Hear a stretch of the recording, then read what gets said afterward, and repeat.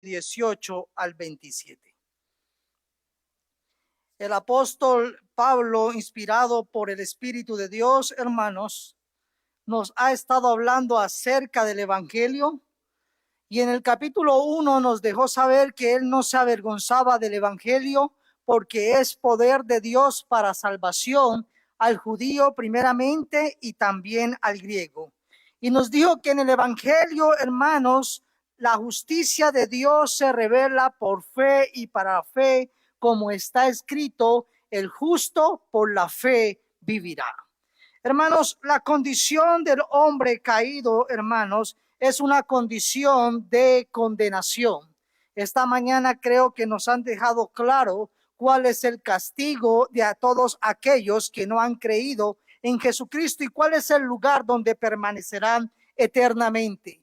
Pero Pablo, hermanos, no solamente dice que todos somos, hermanos, injustos y que todos estábamos condenados, sino que también nos da la buena noticia, hermanos. Primero, hermanos, nos deja ver que todos somos pecadores, que todos merecemos la condenación, que tanto el judío como el griego, hermanos, delante de Dios es un pecador, y que la paga de vuestros pecados es la muerte.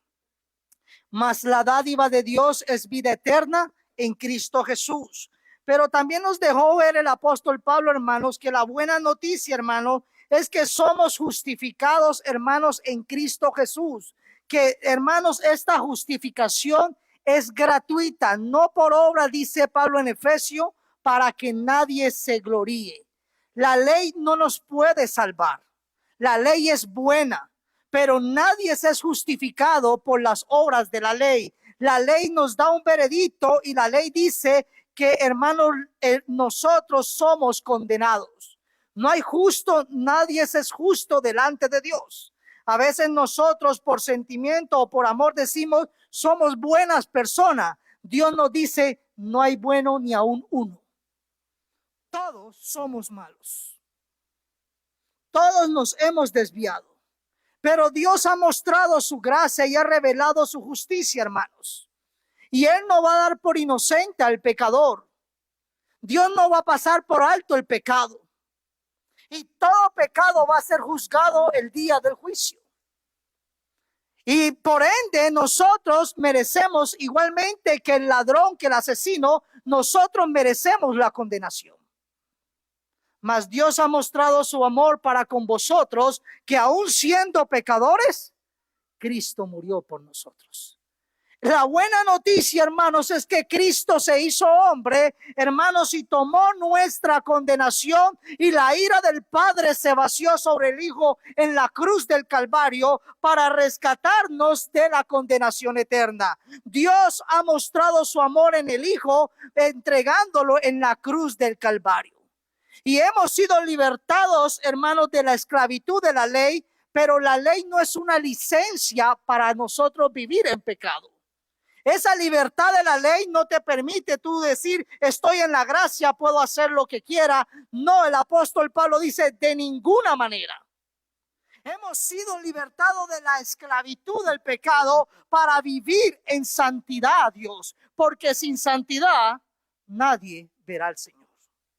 Hemos sido libertados, hermanos, para que ya no andemos bajo el yugo de la ley, sino que ahora mantengamos en la libertad del Espíritu, viviendo, hermanos, obedeciendo la ley, no para ser salvos, sino porque ya hemos sido salvos. Continuamos, hermanos, antes de llegar al capítulo 8, y en este capítulo 8, hermanos, se nos dice en el primer versículo que no hay ninguna condenación para los que están en Cristo. No hay condenación, así que antes tú y yo nos preocupábamos, el día del juicio llegará y seremos condenados. Pero si tú y yo estamos en Cristo, la Biblia te dice, no hay condenación. Tu paga, tu condena fue vaciada sobre Cristo. Cristo es el sustituto, el que toma nuestro lugar. No hay condenación para los que están en Cristo Jesús. No van a recibir ningún, hermanos, veredicto de condenación. De pronto muchas de nuestras obras, aún dentro de la iglesia, serán quemadas al pasar por el fuego. porque no lo hicimos para la gloria de Dios, lo hicimos para nuestra propia gloria. Porque no todo lo que hacemos lo hacemos para el Señor, a veces lo hacemos para nuestro beneficio. Y esas obras serán consumidas por el fuego. Pero la obra de Cristo es nuestra esperanza de salvación. La obra de Cristo es perfecta y esa, hermanos, nos mantendrá en vida eterna. Hemos sido libertados de la ley. En este capítulo 8 se nos ha dicho, todas las exigencias de la ley, Cristo las cumplió no solamente con su muerte, sino con su vida perfecta.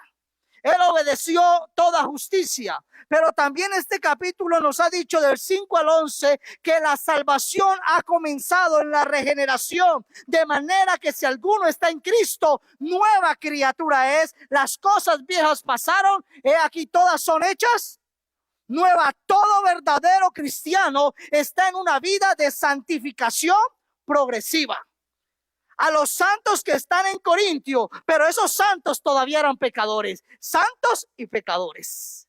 Todavía no ha llegado el momento de ser libertados plenamente del pecado. Tú y yo todavía batallamos cada día con el pecado aún dentro de la iglesia. Luego, hermanos, en los versículos 12 y 17 se nos ha dicho que al ser regenerados y están en ese proceso de santificación, tú y yo somos hechos, ¿qué, hermanos? Hijos de Dios. Eso se llama la doctrina de la adopción. Hemos sido adoptados en Cristo Jesús. Cristo es nuestro hermano mayor y todos nosotros ahora somos llamados hijos de Dios.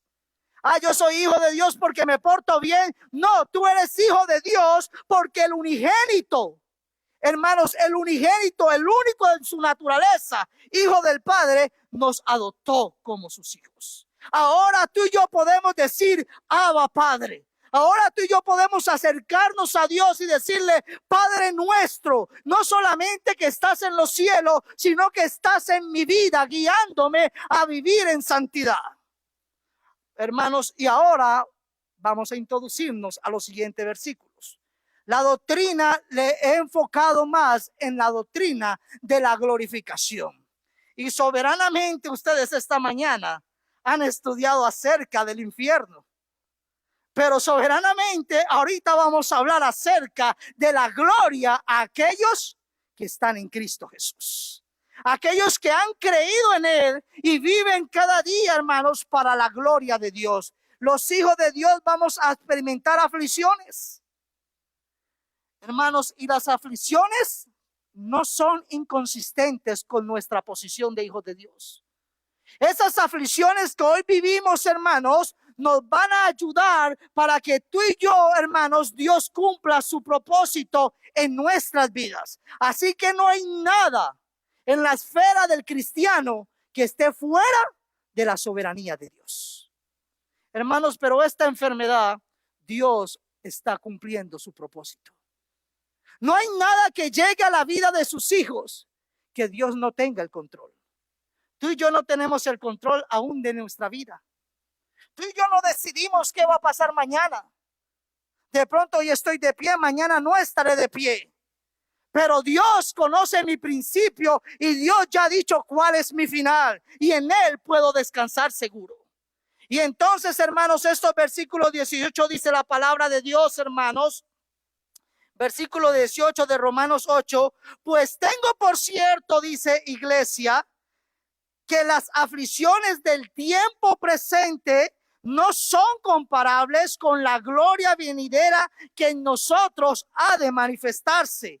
Porque el anhelo ardiente de la creación es el aguardar la manifestación de los hijos de Dios. Porque la creación fue sujetada a vanidad, no por su propia voluntad, sino por causa del que la sujetó en esperanza. Porque también la creación misma será libertada de la esclavitud de la corrupción a la libertad gloriosa de los hijos de Dios. Porque sabemos que toda la creación gime a una y aún está con dolores de parto hasta ahora. Y no solo ella, sino que también nosotros mismos que tenemos la primicia del Espíritu, nosotros también gemimos dentro de nosotros mismos esperando la adopción, la redención de nuestro cuerpo, porque en esperanza fuimos salvos.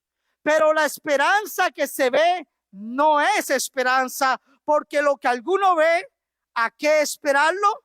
Pero si esperamos lo que no vemos, con paciencia lo aguardamos. Y de igual manera el Espíritu nos ayuda en nuestra debilidad, pues ¿qué hemos de pedir como conviene? No lo sabemos, pero el Espíritu mismo intercede por nosotros con gemidos indecibles, mas el que escudriña los corazones sabe cuál es la intención del Espíritu, porque conforme a la voluntad de Dios intercede por los santos. Padre, te damos gracias. Gracias por tu palabra leída. Padre, te rogamos una vez más en tu gran misericordia que hables a nuestro corazón. Abre nuestro entendimiento, Señor. Y si es necesario, abre nuestros ojos para escudriñar tu palabra, meditar en ella, Señor, y someternos a tu santa palabra. Ayúdanos a ser hijos obedientes. Y toda desobediencia, Señor, si no la estamos viendo, muéstranoslas y pon en nosotros el querer para abandonarla. Bendice a tu pueblo. En tu misericordia, úsame solo para tu gloria. Y glorifícate en medio de la predicación de tu palabra. Todo eso te lo rogamos en tu santo nombre, Cristo Jesús. Amén. Pueden tomar asiento, iglesia. Hermanos, ¿qué es la glorificación? Gruden en su teología sistemática dice que la glorificación es el paso final en la aplicación de la redención. Hablamos de que ya somos salvos, pero nosotros sabemos que cada día batallamos con muchas cosas. Hablamos que ya fuimos redimidos del poder del pecado, pero cada día batallamos con el pecado. Dice Gruden, tendrá lugar la glorificación del creyente cuando Cristo vuelva y resucite el cuerpo de los creyentes que han muerto a través de todos los tiempos, es decir, desde el tiempo de Adán, y lo vuelva a unir con el alma y cambie el cuerpo de los creyentes que están vivos para que los creyentes tengan al mismo tiempo cuerpos perfectos, resucitados, igual al de Cristo, igual al suyo cuando Él resucitó. La glorificación entonces, hermanos, dice Gruden, es el paso final de la aplicación de la redención. La obra de salvación ya fue hecha, consumada es. Pero aquel que comenzó la buena obra en vosotros, la perfeccionará. ¿Hasta qué día? Hasta el día de Jesucristo. Cuando Cristo venga, usted y yo seremos perfeccionados por la soberana voluntad de Dios. Y como al principio, cuando Dios creó al hombre, a Adán y Eva, dice la Biblia que vio que lo que creó y era bueno y en gran manera. Eran sin pecados. Pero hermanos, será algo mucho más glorioso, porque la Biblia dice que usted y yo recibiremos un cuerpo incorruptible. Adán y Eva se corrompieron. Usted y yo recibiremos un cuerpo incorruptible. Es decir, será algo mucho más glorioso, algo mucho mayor, hermanos. Si el enemigo pensó que había dañado el plan soberano de Dios, lo que no sabía es que Dios tenía algo mucho más grande para su creación. Algo más soberano que nadie podía entenderlo y aún no lo podemos entender plenamente, pero Él es, hermanos, el soberano creador de todo el universo. Lo primero que diremos, hermanos, es que las aflicciones del tiempo presente no son comparables con la gloria venidera. Todos sufrimos, todos batallamos. Las causas son muchas. primeramente por nuestro pecado, a veces por el pecado de otro, a veces por el pecado de la sociedad. Pero al fin y al cabo, la raíz de todo sufrimiento, hermanos, que vino al mundo, la raíz de todo eso fue la desobediencia a la palabra de Dios. Claro, Dios nos enseñó en Cristo Jesús que Él permite muchas veces el sufrimiento para su gloria. Pero todo sufrimiento ha venido como consecuencia de la desobediencia de nosotros. Y cuando tú y yo estamos en Cristo, hermanos, Dios nos recuerda que las aflicciones de este tiempo no son comparables con la gloria venidera. Usted y yo tenemos una certeza firme y segura, hermanos. Tengo por cierto, dice el escritor bíblico, y él está dando por hecho, él está dando una seguridad, hermanos, una afirmación, hermanos, certera de lo que él cree. La pregunta es, ¿tú tienes por cierto esto cuando llega la aflicción? Tú puedes decir igual que el apóstol Pablo, tengo por cierto que las aflicciones del tiempo presente no son comparables. Las aflicciones son muchas, mis hermanos. Y cuando vamos al texto y cuando leemos los salmos, podemos hablar más específicamente de las aflicciones de los justos en un mundo caído. Cuando vemos que el impío prospera y está más físicamente saludable que los hijos de Dios, a veces nuestra alma nos quiere engañar. Y cuando vemos a Pablo, hermanos, Pablo se está refiriendo a los sufrimientos propios de la vida cristiana. A veces sufrimos, hermanos, por ser cristianos. Y tú y yo a veces debemos de ser desechados, aún de nuestra familia, por ser cristianos. Y eso no está mal. Eso es ser parte de ser el seguimiento a Cristo. Estas cosas, dijo el Señor, os he hablado para que nunca sufran, para que en mí tengáis paz. En este mundo vas a tener aflicción, pero confía. Cristo ya venció. Cristo ya nos dio la victoria. Este sufrimiento es leve. Y claro, hermanos, si estamos tan apegados a este mundo, el sufrimiento se nos hace eterno. Pero si empezamos a mirar nuestra vida a la luz de la palabra, podemos ver que este sufrimiento no se compara con la gloria que Dios ha preparado a todos los que creen en Él.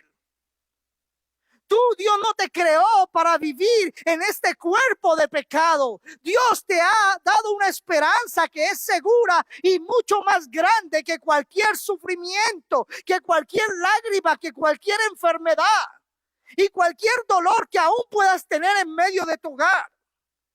Cuando vamos más adelante en Filipenses, Pablo dice, porque a vosotros, hijos de Dios, os es concedido a causa de Cristo, por ser cristianos, no solamente que crean en Él para ser salvos, sino también que padezcan por Él.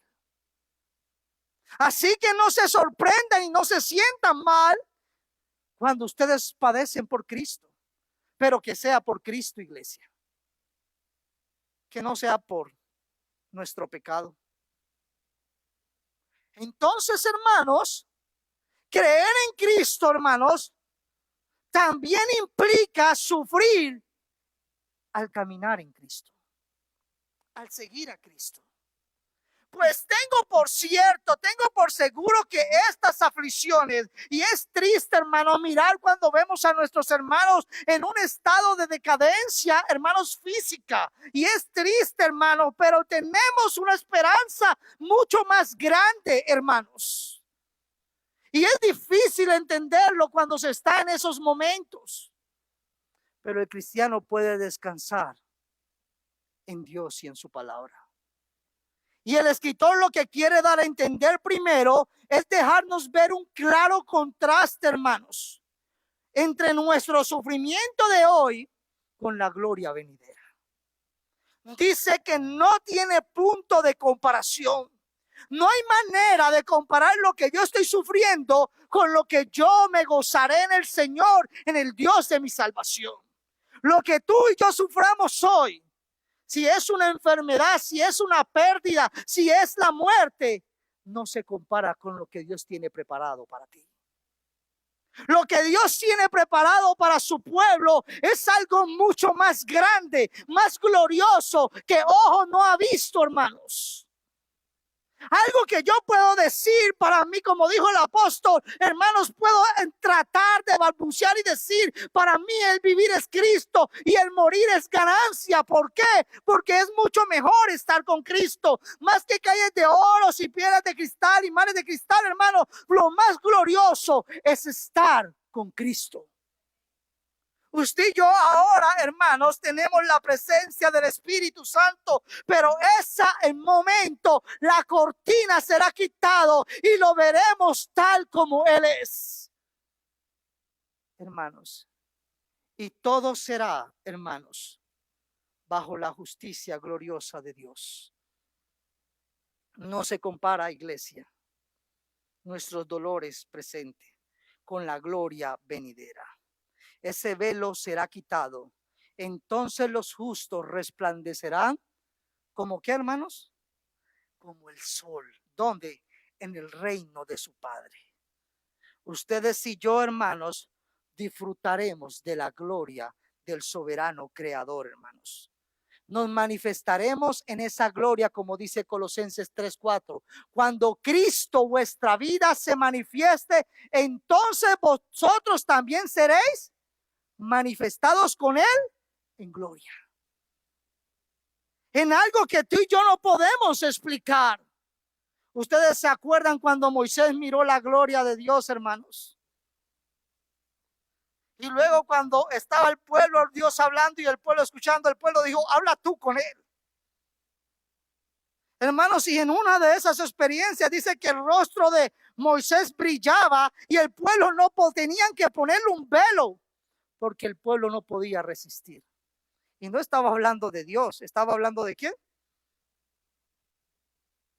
Será algo inexplicable. Segunda de Corintios 4:16, pues nuestras dificultades actuales, mis hermanos, son pequeñas. Dos cosas. Y no durarán mucho tiempo.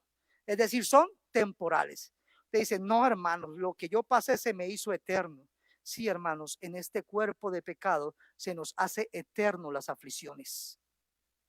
Las enfermedades, hermanos, los dolores. Yo también tengo dolor en alguna parte de mi cuerpo y algunos de ustedes lo saben. Y se me ha quitado, no se me ha quitado. Humanamente se me ha hecho eterno. Hermanos, pero Dios me dice en su palabra que comparado con lo que Él tiene preparado, hermanos, son pequeñas y son momentáneas, porque lo que vamos a vivir con Él es mucho más grande y será eterno para siempre. Sin embargo, dice, nos producen, ¿qué nos produce, hermano? Nuestras dificultades. Dios usa las dificultades para su propósito en nuestra vida. ¿Qué producen estas dificultades? Una gloria que durará para siempre. ¿Sí ven el contraste? Las aflicciones presentes durarán poco tiempo. La gloria durará para siempre. Luego dice que estas aflicciones son pequeñas. Y la gloria dice, y que es de mucho más peso que las dificultades. La gloria es mucho más grande que las pequeñas aflicciones presentes. Hermanos, no estamos desmeritando el dolor que hoy vivimos. Pero lo que el apóstol quiere que sepamos por medio del Espíritu Santo es que lo que Dios tiene preparado para sus hijos es mucho más glorioso y grande. Y es eterno, es para siempre. Aquí somos como la flor del campo. Hoy estamos y mañana ya no estamos. Pero en el Señor, en ese día, hermanos, seremos revestidos, dice la Biblia, de inmortalidad. Ya la muerte no tendrá dominio sobre nosotros. Hermanos, Edison acerca de esto dice: en esta vida los creyentes a veces lloran y sufren porque se sienten incompletos. Sin embargo, usted y yo tenemos una esperanza segura. La doctrina de la perseverancia las garantiza que nunca perderemos nuestra salvación, pero la doctrina de la glorificación nos promete que más adelante nos espera algo mucho mejor. Seremos todo lo que Dios siempre pretendió que fuéramos. Es para nuestra glorificación, se producirá con la muerte, en parte, perdón, se producirá con la muerte y la superación de las limitaciones de esta existencia terrenal. Continúa Edison diciendo, y en parte ocurrirá con la segunda venida de Cristo. Los que mueren ahora, hermanos, su alma está con el Señor, pero su cuerpo, hermanos, está en la tierra, en descomposición. Pero cuando Cristo venga, hermanos, esos cuerpos serán resucitados incorruptibles, hermanos, pero también para vivir eternamente con su Señor. Después de eso, seremos perfectos y completos. Es seguro para los hijos de Dios, dice Edison. Usted decidió, dice el texto, el que comenzó la buena obra en vosotros, la perfeccionará. Seremos perfectos. ¿Ahorita somos perfectos? No. No hay, hermanos, ni un ser humano perfecto en la tierra. El único perfecto en la tierra fue el que descendió del cielo. Pero todos estamos en un estado de imperfección. Pero Dios está haciendo su obra en nosotros. Dios continúa ese proceso de redención, y cuando Él venga, hermanos, seremos completamente lo que Dios ha decidido que nosotros seamos. Lo segundo vamos a decir, hermanos, es que la creación espera ser libertada de la esclavitud, de la corrupción a la cual fue sujetada. Versículo 19. Porque el anhelo ardiente de la creación es el aguardar la manifestación de los hijos de Dios. Y más adelante lo voy a decir, pero quiero que miren aquí que el autor bíblico usa una figura literaria que es la personificación, y le pone a la tierra como si fuera una persona, como si estuviera esperando, deseando y manifestándose. Y dice que la tierra, hermanos, y cuando habla de la tierra, no está hablando de toda la creación, sino, hermanos, de ese cuerpo inerte, de esa hábitat donde mora la creación, el ser vivo. Está hablando, no está hablando ni de los ángeles, porque los ángeles caídos tienen un destino, y los ángeles de Dios no son redimidos, hermanos, ellos son servidores de Dios. Tampoco está hablando de Satanás, porque sabemos cuál es el destino de Satanás, y Satanás no está en un proceso de redención. Pero tampoco está hablando de nosotros, está hablando solamente de la creación, de la tierra, del universo. Y ese universo está guardando la manifestación de los hijos de Dios. ¿Y cuál es esa manifestación? La completa redención, nuestra glorificación. La creación, hermanos, ya vimos en Romanos, hermanos, el principio, que la creación también será redimida, será restaurada. Dios creó el mundo, la Biblia nos deja claro, hermanos, para que el hombre habitara en ella. Génesis nos dice en el versículo 28, capítulo 1, y los bendijo Dios y les dijo: fructificad y multiplicaos, llenad la tierra y sojuzgadla, señoread los peces del mar, en las aves de los cielos y en todas las bestias que se mueven sobre la tierra. Y dijo Dios: he aquí que os he dado planta de semilla que está sobre toda la tierra. Hermanos, Dios puso al hombre como mayordomo, como administrador de la tierra. Y aclaro eso porque también lo enseño en el discipulado. Dios nunca nos dio el título de propiedad de la tierra. Solo que a veces nosotros pensamos que la tierra es nuestra. Y otros no pueden con la tierra y se quieren ir a Marte.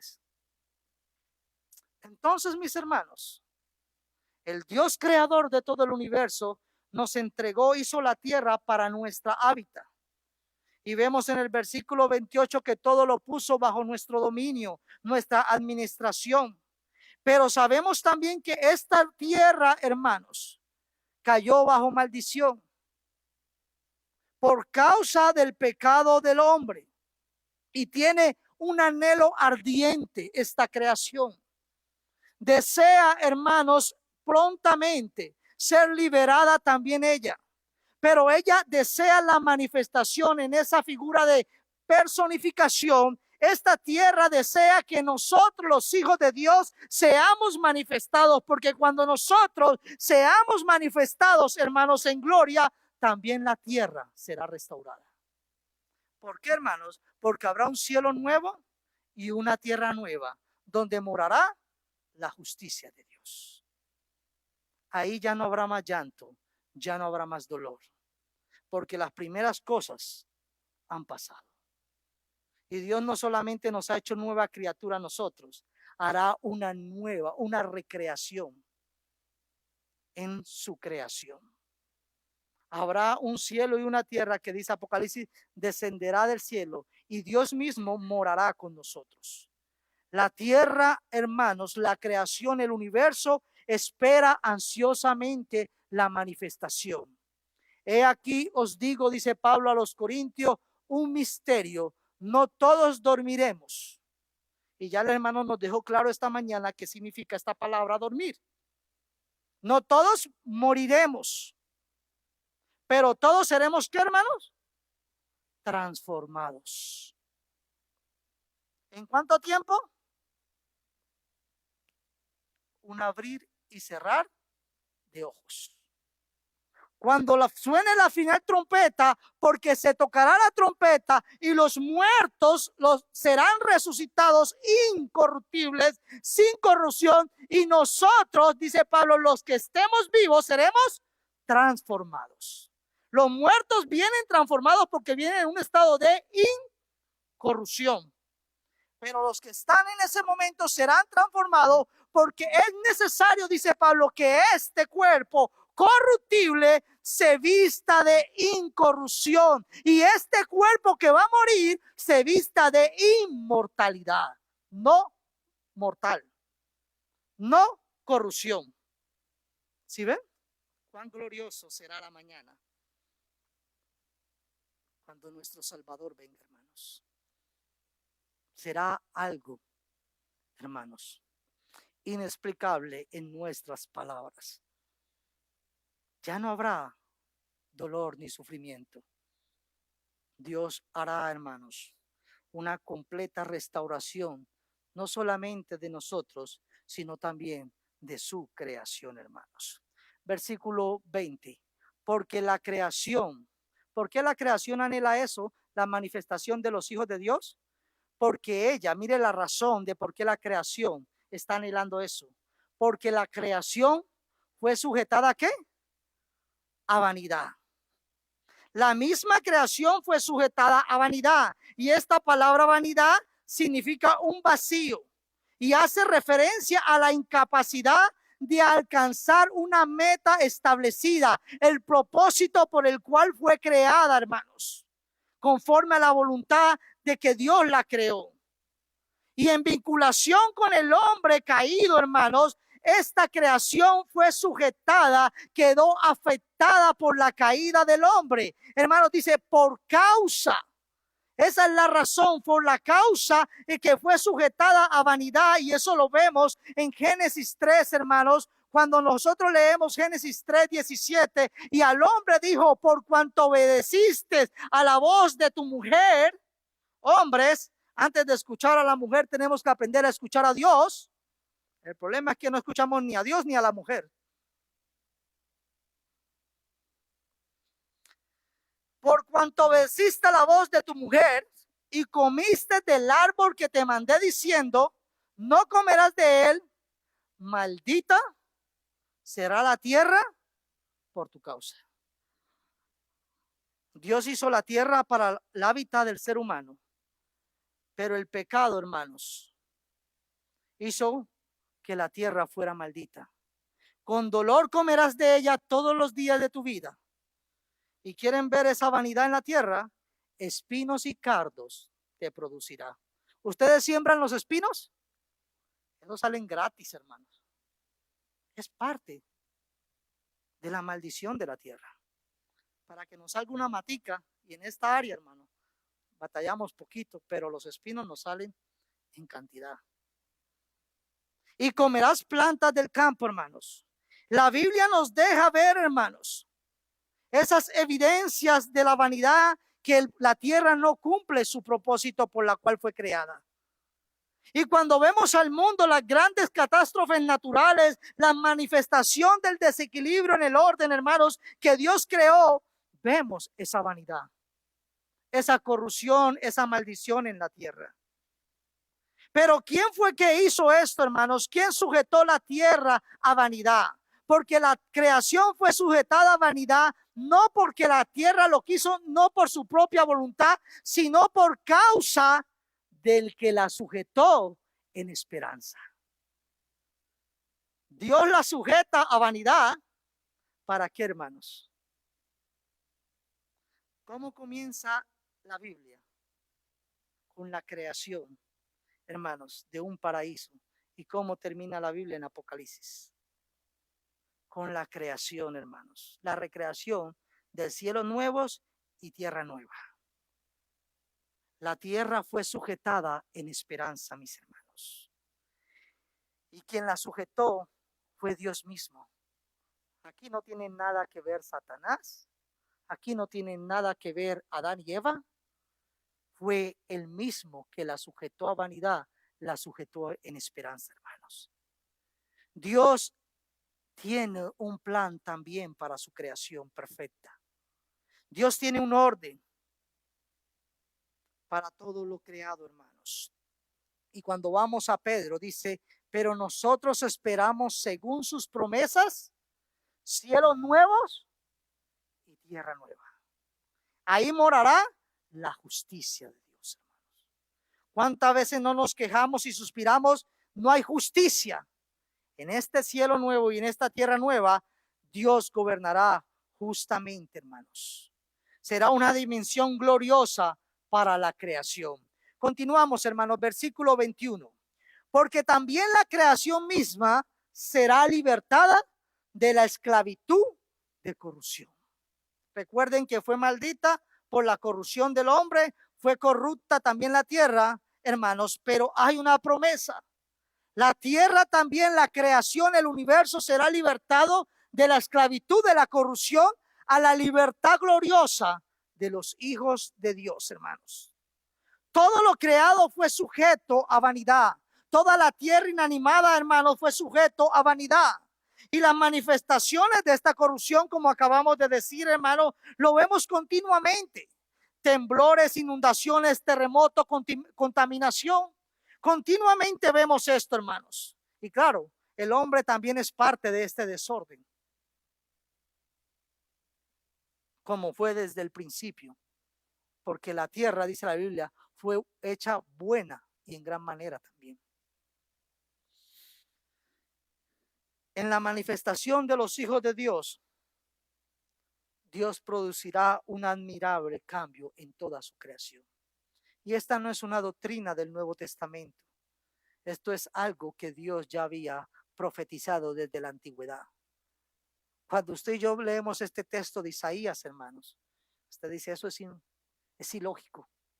Y los hemos escuchado en alguna secta y parece como si no fuera parte de nuestra Biblia. Lo rechazamos solo porque otros lo usan. Pero la Biblia dice en Isaías 11, 6, 9 que el lobo morará con el cordero y el leopardo con el cabrito se acostará, el becerro y el león y la bestia. En este mundo caído, ¿eso es lógico? No, hermanos. El lobo se va a comer al cabrito. Y el leopardo, lo mismo. Pero en un mundo restaurado, hermanos, todo volverá al orden original. Y el niño de pecho jugará sobre la cueva de las pi, hermanos. Y el recién, hermanos, destetado extenderá, dice, su mano sobre la caverna de la víbora. Ustedes saben que yo no soy muy amigo de las víboras. Y peor, no quiero ver a mis hijos cerca de una víbora. Pero cuando Cristo venga, ya ni eso nos preocupará. No harán mal ni dañarán en todo mi santo monte, porque la tierra será llena del conocimiento de Jehová, como las aguas cubren la mar. La tierra estará inundada de la presencia de Dios, hermanos. Y no hay forma, hermanos, de los que estén en este, hermanos, disfrute glorioso, hermano, esperanza, puedan sufrir o lamentarse. El pecado dejará de actuar, hermanos, y la creación retornará a su punto original, pero mucho más glorioso, como ya dijimos, porque ya no estaremos expuestos al pecado.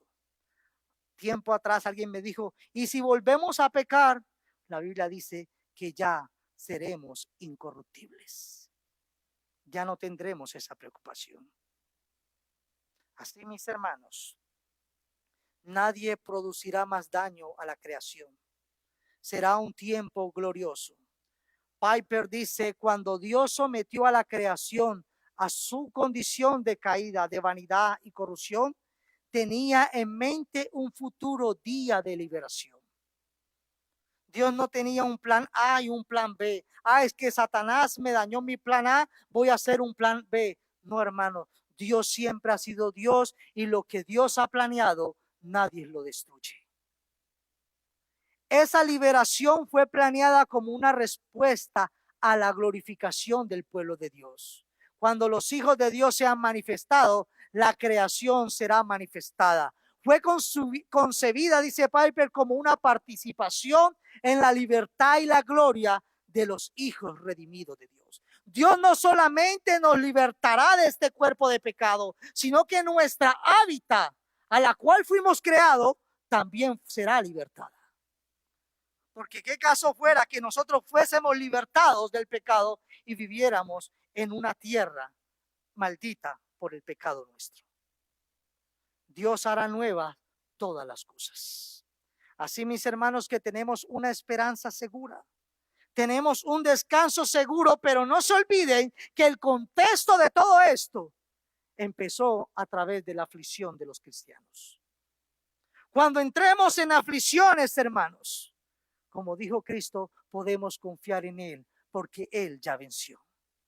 El Salmo, y vemos esto, vemos una vez más, como les dijo, la personificación de la tierra, pero vamos en otros textos de la Biblia y vemos que también hay partes de la naturaleza que son personificadas. En el Salmo dice el escritor, regocíjese el campo y todo lo que en él está, entonces los árboles del bosque rebosarán de contento, dice la Biblia, hermanos. Se puede regocijar toda la tierra, hermanos, porque su creador la restaurará. Isaías 55:12, hermanos, dice que los montes pueden glorificar, los montes y los collados levantarán canción delante de vosotros y todos los árboles del campo darán palmadas de aplauso. Recuerden, es una figura literaria. No esperen que los árboles empiecen a moverse en ramas. Y esa figura literaria se llama personificación de las cosas inanimadas, hermanos, para que lo entendamos, se le dan atributos humanos. Toda la creación, dijo Pablo en Romanos, glorifica al Creador. Y la Biblia nos dice claramente que los cielos cuentan la gloria de Dios y el firmamento anuncian las obras de sus manos. Otra figura, hermanos, de la naturaleza, en Isaías 35, se alegrará el desierto y la soledad, el yermo se gozará y florecerá como la rosa, la tierra seca, florecerá, hermanos, en esos cielos nuevos y en esa tierra nueva. Todo será restaurado, hermanos. Versículo 22, porque sabemos que toda la creación gime y a una está con dolores de parto, hermanos, dice. Hasta ahora, hermanos, no solamente gime con un deseo intenso, sino que ahora el autor bíblico toma otra figura comparativa, hermanos, para expresar cómo es ese gemir de la tierra. Dice que son como dolores de parto hasta ahora, hermanas. ¿Y cómo son los dolores de parto? A algunas les ha tocado 4 horas, a otras 8 horas, a algunas les ha tocado hasta 2 días. Nosotros los hombres no tenemos esos dolores, pero a mí me ha tocado estar al lado de mi esposa. En una casi me arranca la mano.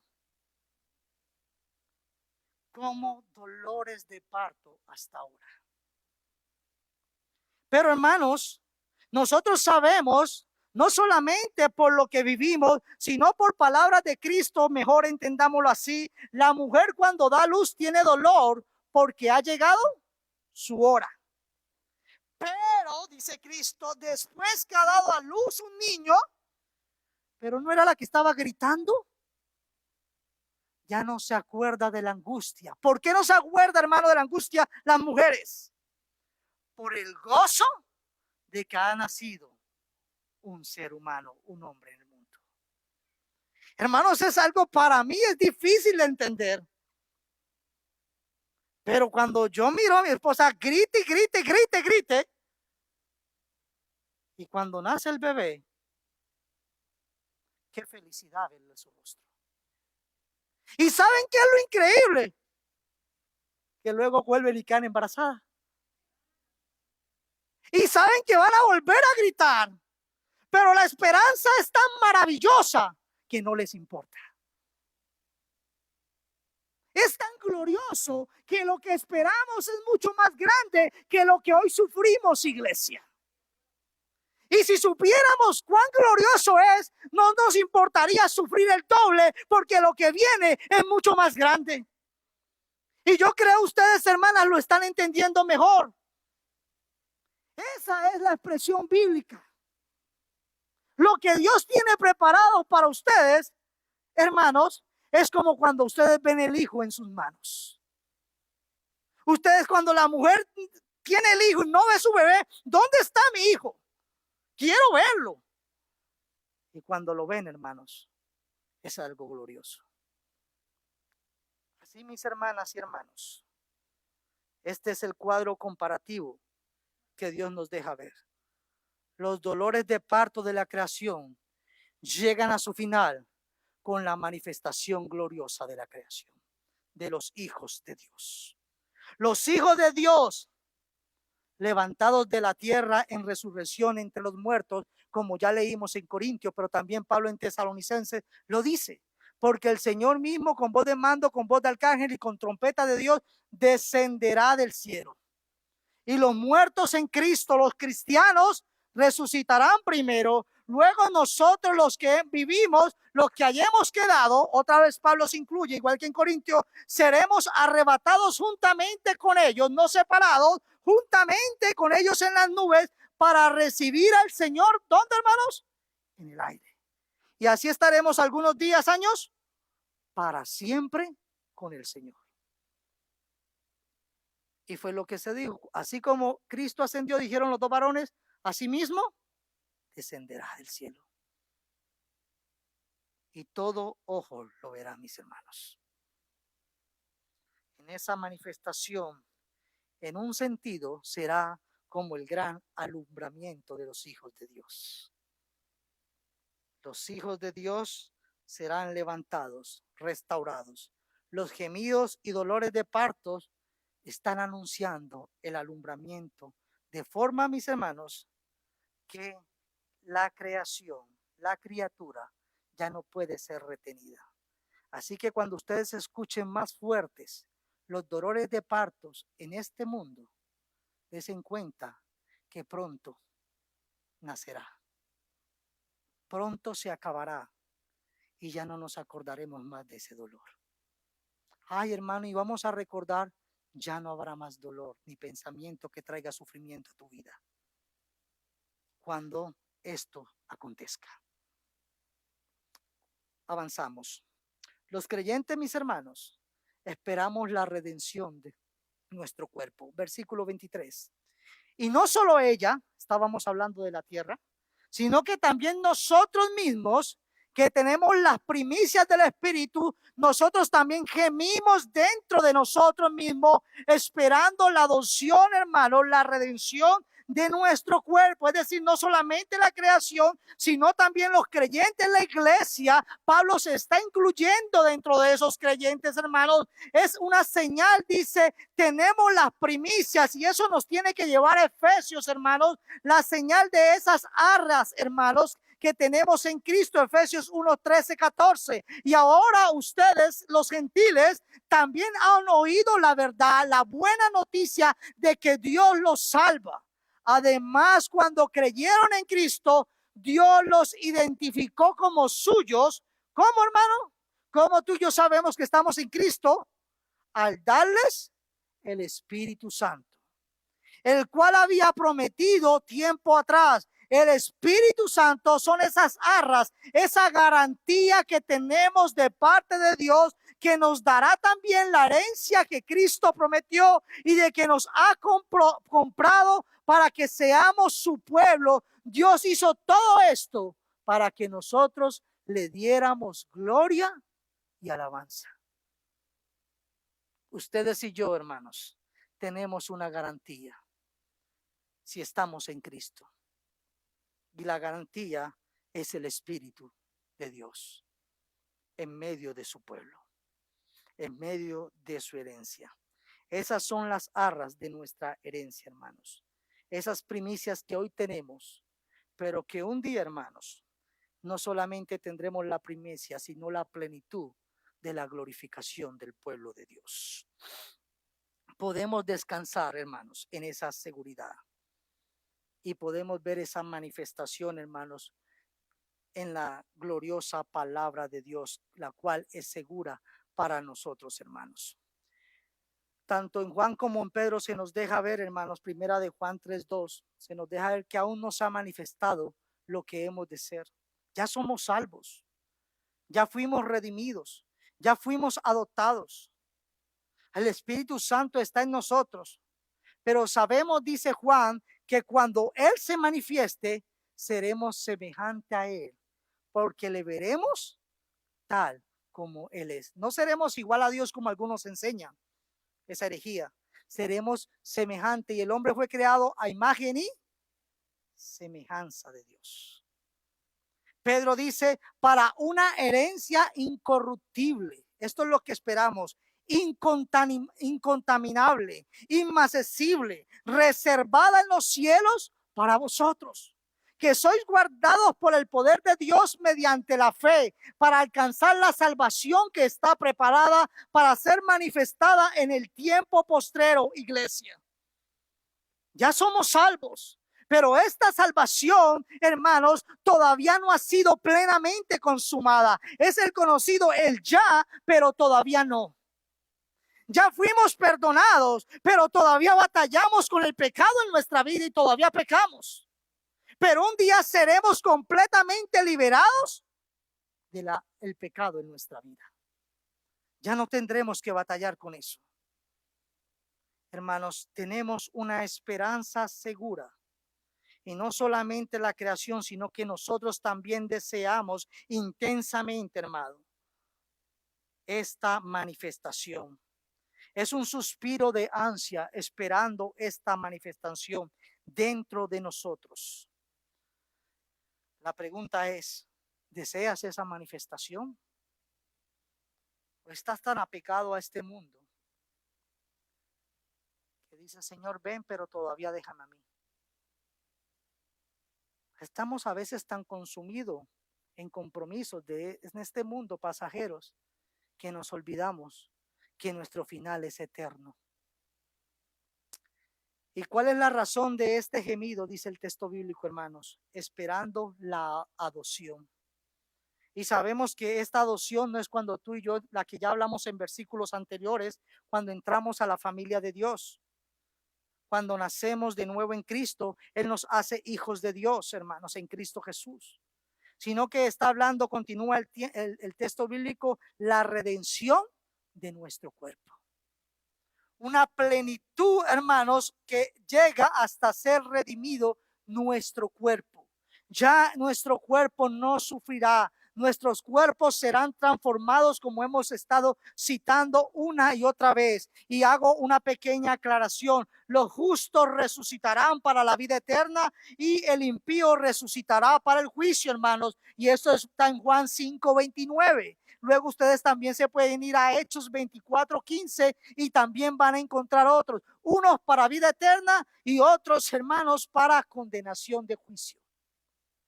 Así que todos tendremos que presentarnos ante el tribunal.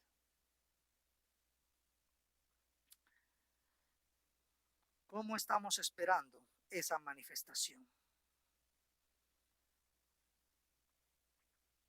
En un momento, lo que es mortal quedará absorbido, hermanos, por la eternidad.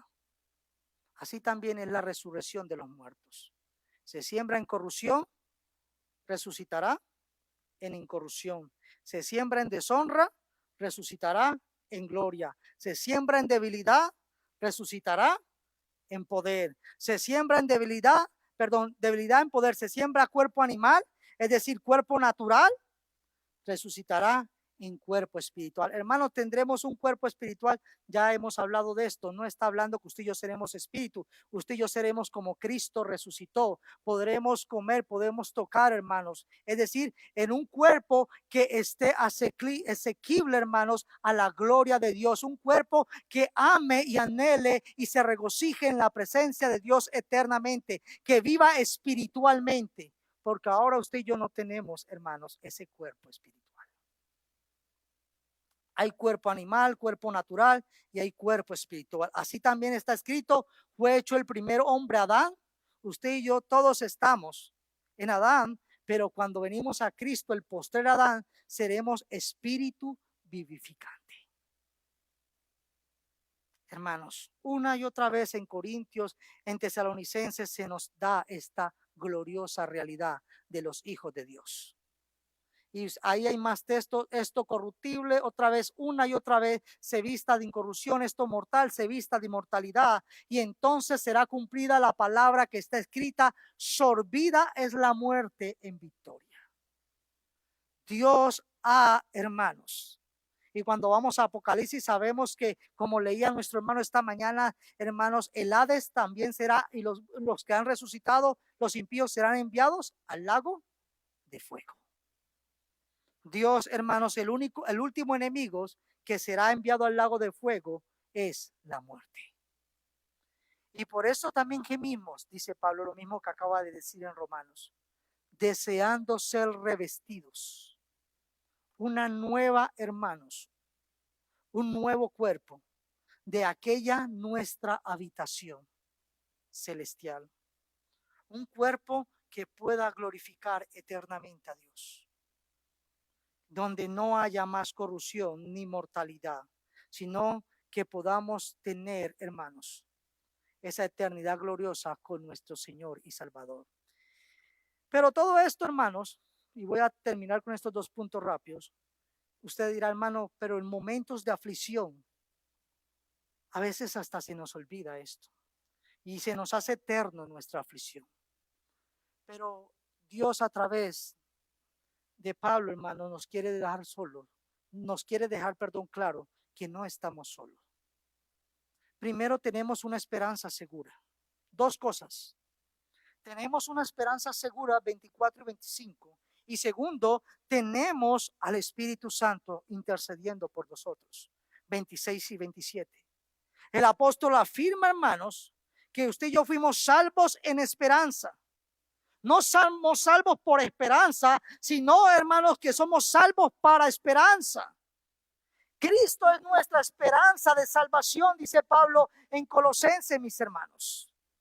Pues aquel hermano supiera que las riquezas y la gloria de Cristo también son para ustedes los gentiles, y el secreto es: Cristo vive en ustedes.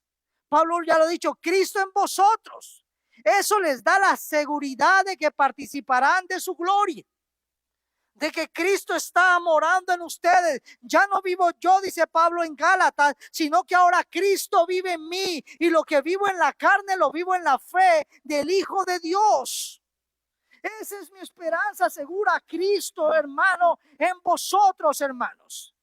Y usted puede disfrutar, hermano, de esa esperanza gloriosa. Pedro lo va a decir con otras palabras. Y debido a su gloria y excelencia, nos ha dado grandes y preciosas promesas. Estas promesas hacen posible que ustedes participen de la naturaleza divina, es decir, de ese cuerpo incorruptible, de ese cuerpo eterno, y escapen de la corrupción del mundo causada por los deseos humanos, es decir, por el pecado. Tenemos una esperanza segura, y esa esperanza no está en nosotros, está en Cristo en vosotros, esperanza de vida eterna. Él es nuestra esperanza segura. Aún no la vemos. Aún nosotros estamos batallando con el pecado.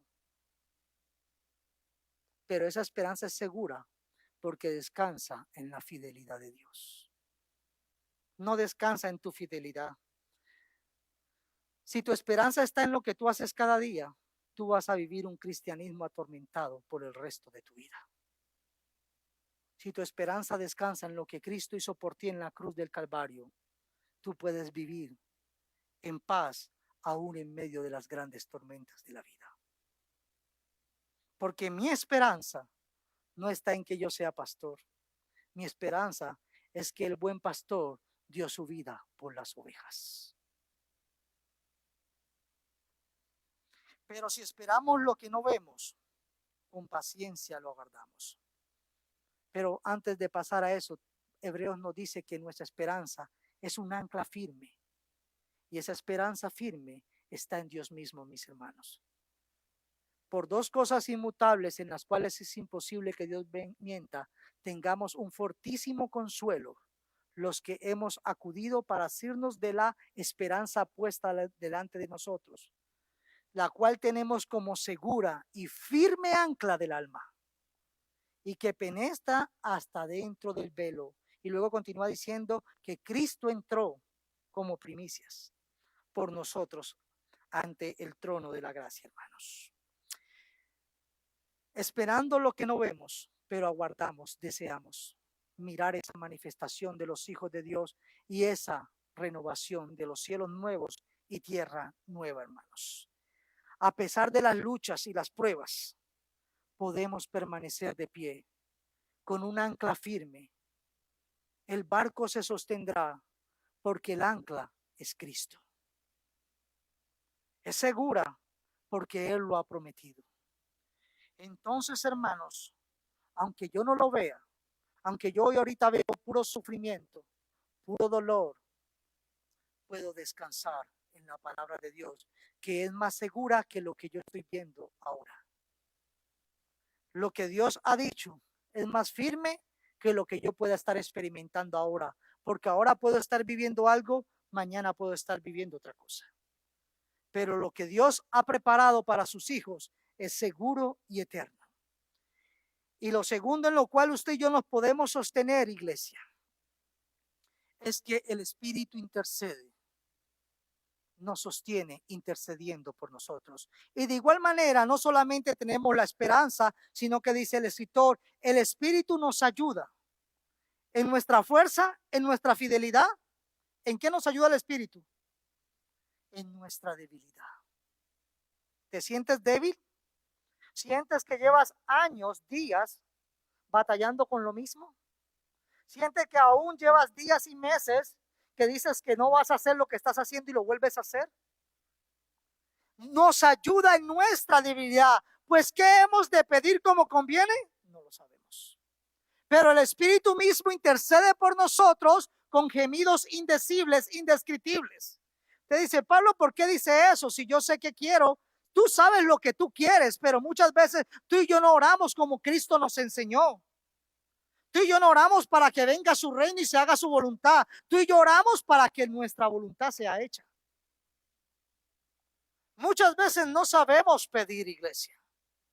Muchas veces no pedimos por amar al que está a mi lado, sino que pedimos para que el Señor se lo lleve. Y si pudiéramos, se lo mandaríamos. Muchas veces en vez de decirle, Señor, ayúdame a amar como tú me amas, a pesar de mi inmundicia, ayúdame a amarlo. Ayúdame a perdonarlo como tú me perdonas cada día. Pero nos recuerda en medio de este contexto de dolor y sufrimiento que el Espíritu no está en tu contra. El Espíritu, si eres un hijo de Dios, está a tu favor, está obrando a tu favor. El Espíritu está intercediendo si tú y yo, aún por nuestra infantilidad espiritual, como Pablo le dice a los corintios, no les pude hablar como espirituales, sino como a niños. El Espíritu Santo intercede para hacer su obra y su propósito en nosotros. Él es tu ayudador. No solamente es la tercera persona de la Trinidad, sino que Él es que nos convence de pecado, de justicia y de verdad. Yo me di cuenta de esto. Si tú te diste cuenta de eso, es porque el Espíritu Santo te deja ver su verdad. Yo necesito sacar esto de mi vida, es porque el Espíritu Santo te está redarguyendo de pecado. Así, mi hermano, que no endurezcáis vuestros corazones cuando Dios habla a tu vida. Deja que el Espíritu Santo te guíe y llénate cada día más de su palabra. La debilidad del cristiano son limitaciones que tenemos, hermanos, en nuestra carne. Y Pablo no dice el Espíritu, ustedes, dice nosotros. Hemos de pedir como conviene. Pablo dice, no lo sabemos. Si el apóstol Pablo dice que no sabe orar, ¿usted y yo qué es, hermanos? Si ve nuestra arrogancia a veces aún como pastores. No te preocupes si no sabes decir palabras perfectas. Preocúpate si no estás escuchando al Espíritu redarguirte en tu vida. El que escudriña los corazones. ¿Quién es el que escudriña los corazones? ¿Quién es el que conoce nuestros pensamientos? Que aún la palabra no está en nuestra boca y Él ya la sabe. Ese es Dios, hermanos. Ese Dios, hermanos, sabe cuál es la intención del Espíritu, hermano, porque ellos están en completa unidad, hermanos. Y el Espíritu sí pide conforme a la voluntad e intercede por los santos. Aún, hermanos, cuando vamos avanzando en la vida cristiana, usted y yo aprendemos a orar. Y aprendemos, pero no crea que usted y yo aprendemos a orar cuando decimos palabras hermosas o cuando oramos media hora. Aprendemos a orar cuando buscamos cada día la voluntad de Dios. Cuando decimos, Señor, tú sabes que yo quiero esto, pero al igual que Cristo, que no se haga mi voluntad, sino la tuya. Señor, yo quiero ganar esto, pero si tengo que perderlo para tu gloria, que se haga tu voluntad. Señor, yo no quiero esta enfermedad, pero si tú me permites esta enfermedad, posiblemente me estás llamando, me estás guiando. Posiblemente de otra forma yo no te escuche. Posible de otra forma mis oídos están tan apegados al mundo que te ignoro cada día. No hay despropósito. Miren la vida de José a los 17 años. Comenzó un constante martirio y sufrimiento. Y José terminó diciendo, no hubo despropósito en nada. Todo esto fue para que Dios se manifestase. El propósito de Dios se cumpliese. Miren la vida de Job, un hombre justo a los ojos de Dios. Pudo decir, de oídas te había oído, mas ahora mis ojos te ven. No hemos perdido como Job, no hemos perdido como José. Pero si tenemos que perder en esta tierra, recuerden que Dios está obrando a nuestro favor. Y lo veremos próximamente, porque a los que aman a Dios, no los que aman su propio Dios, porque a veces nosotros nos ponemos en el lugar de Dios. Los que aman a Dios, todas las cosas ayudan para bien. Esto conforme al propósito por el cual Dios nos ha llamado. Dios va a cumplir su propósito. No ignore su voz, mi amigo que estás aquí. Iglesia, que Dios, por medio de su Santo Espíritu, nos ayude a orar conforme a su voluntad.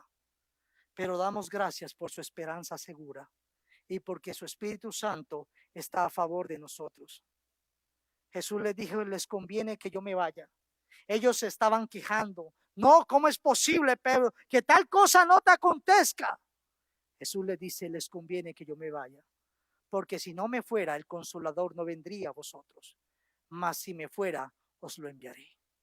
Aquel que os consolará y guiará a toda verdad. Pablo también fue uno que no supo orar. Y no está mal que oremos por sanidad o por bendición material. Pero el Señor le dijo a Pablo, Pablo le estaba pidiendo algo bueno a Dios. ¿Qué le estaba pidiendo Pablo a Dios? Que lo sanara. ¿Y qué fue la respuesta de Dios? Bástate de mi gracia, que mi gracia sea suficiente, porque mi poder, el poder de Dios, se perfecciona en mi debilidad. No está diciendo en mi pecado. Claro, Dios aún puede obrar en nuestro pecado para exhortarnos, disciplinarnos, porque el Padre que ama a su Hijo lo disciplina. Por tanto, dice Pablo, de buena gana, no criticando, murmurando, me gloriaré más en mis debilidades para que repose sobre mí el poder de Cristo. Yo hasta hoy no he escuchado una oración en ningún lugar que diga, le doy gracias a Dios porque no me sanó. Me glorío porque el Señor me dijo que no.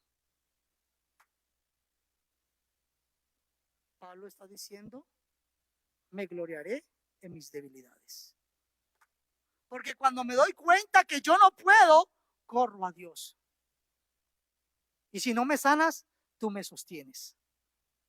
Y lo que hoy sufro, tu palabra dice que no es comparable con lo que tienes preparado para mí. Lo cual es pasajero y lo que tú tienes para mí gloriosamente es eterno. Por lo cual, pues también, hermanos, acerca de Cristo, salvar perpetuamente a los que por él se acercan a Dios, viviendo siempre para interceder por ellos. No solamente tienes a la tercera persona de la Trinidad contigo aquí hoy. No solamente intercede cuando tú y yo balbuceamos palabras que no debemos de decir y aún no sabemos orar, sino que en el cielo, en el trono de la gracia, está el Hijo intercediendo por vosotros, iglesia. Abogado tenéis ante el Padre a Jesucristo el justo. Hermanos, estamos completos en Él. No hay nada que temer. Hijitos míos, estas cosas os escribo para que no pequéis. Y si alguno hubiere pecado, abogado tenemos para con el Padre, a Jesucristo el justo. El Espíritu Santo y Jesucristo están a tu favor. Y el Padre te amó de tal manera desde el principio y te ha amado eternamente que entregó a su Hijo para salvarte. Tienes el gran amor de Dios a tu favor.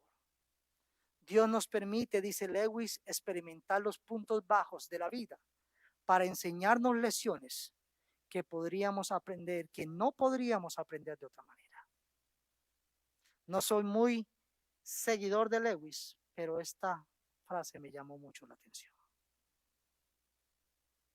Dios, hermanos, nos está moldeando y Dios nunca ha soltado sus vasijas de su mano.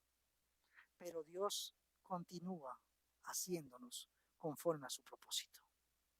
Las manos que te sostienen y que te han llamado son manos perfectas y puedes descansar porque también son infalibles. Fin nos recuerda que podemos descansar en Él. La soberanía de Dios es el consuelo del creyente en tiempo de dificultad. Dios es soberano. Su palabra y sus promesas son verdad y se cumplirán. Cielo y tierra pasarán, mas mis palabras, hermanos, ellas se cumplirán. Dios es soberano. Y Él, hermanos, su palabra te puede consolar, su soberanía. Por eso el conocer el ser de Dios es tan importante, porque entre más tú y yo conozcamos a Dios, más confiaremos en Él. Demos gracias. Señor, te damos gracias. Gracias por tu gran amor. Padre, tú conoces plenamente nuestra debilidad, enfermedad, Padre Santo, incapacidades. Tú conoces también cada una de nuestras luchas, nuestros sufrimientos. Fuera de ti, Señor, no hay nada. No hay nada que se pueda escapar, Señor, a tu soberana providencia. Tú nos conoces plenamente. Tú conoces plenamente a todo tu pueblo, Señor. Ayúdanos. Te rogamos que tú te hagas fuerte en medio de nuestra debilidad y ayúdanos a crecer en tu gracia y en tu conocimiento. Para Padre Santo, cuando estemos en estos tiempos de sufrimiento y angustia, podamos mirar a esa gloria venidera y saber que es mucho más grande, Señor, y hallar consuelo. Pero también ayúdanos a vivir guiados por tu Santo Espíritu, para que seamos conformados y confortados, Señor, por tu presencia en nuestra vida. Guíanos, Señor. Quita, Señor, toda desobediencia en medio de nuestra vida, y que tu pueblo te pueda adorar en espíritu y en verdad, a través, Señor, de la santa obediencia a tu palabra. Todo esto te lo rogamos en tu nombre, Cristo Jesús. Amén. Dios los bendiga, iglesia.